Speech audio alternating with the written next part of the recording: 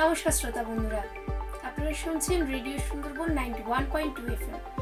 সাথে আমি আরজে কৃষ্ণকলি। সংবাদ মাধ্যমের আজ বেশ কয়েকটি শিরোনাম আপনাদের কাছে উপস্থাপনা করব আমি আরজে কৃষ্ণকলি। আজ প্রথমেই যে হেডলাইনটা বড় বড় করে হাইলাইটেড হয়েছে সেটা হচ্ছে অভিষেকের বিদেশ যাত্রার আর্জি ফেরত পাঠালো আদালত শীর্ষ। দ্রুত শুনানির আর্জি জানালো বিচারপতির বেঞ্চ। হামিম কান্দে তৃতীয় গ্রেপ্তার। হাওড়া থেকে আদিত্য সিংহকে ধরল এসটিএফ। মন্ত্রী উমেশের তথ্য তিনিই ফাঁস করেন। ভিসার মেয়াদ উত্তীর্ণ হওয়ায় 5 বছর পরেও কলকাতায় কিভাবে বিদেশে পড়াশোনার খরচ জুগিয়েছেন। আরটিআই এর তদন্তের দাবি উঠতেই জবাব দিল নথি সহ দ্বীপকে। প্রচন্ড তাপে গলে গিয়েছে ধাতু। 80 বছর পরে হিরোশিমায় পরমাণু বিস্ফোরণের সেই ভগ্নাবশেষ থেকে মিলল অদ্ভুত এক পদার্থ। অলিম্পিকে সোনাজয়ী নাদিমকে কোনো সুবিধাই দেয়নি পাকিস্তান। ভেবেছিলাম হিমালয়ে ফিরে যাব।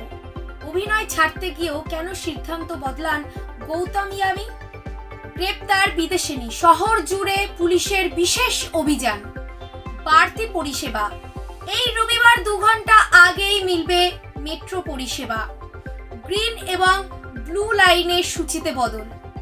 রাজ্য পঞ্চায়েতের নিজস্ব আয় বাড়াতে এসওপি জারি করলো দপ্তর।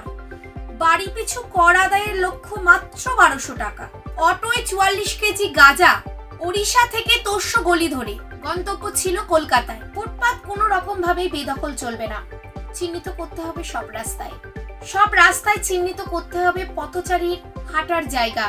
কেন্দ্রকে নির্দেশ সুপ্রিম কোর্টের। অসমের বন্যা পরিস্থিতিতে সামান্য উন্নতি। বন্যা বিধ্বস্তদের ঘরে ফিরানোই মূল লক্ষ্য বললেন মুখ্যমন্ত্রী হিমন্ত। হাসপাতালে চেহারা নিয়েছে গম্ভীরদের দল। বিরক্ত ভারতীয় ক্রিকেট বোর্ড। চাকরি কিন্তু যেতে পারে আরো একজনের। বিশ্বকাপ ফাইনালে 12 দিন পর ম্যাচে ফিরলেন মেসি। জেতাতে পারলেন না ইন্টার মায়ামিকে। মেজর লিগে পিছিয়ে পড়া দল।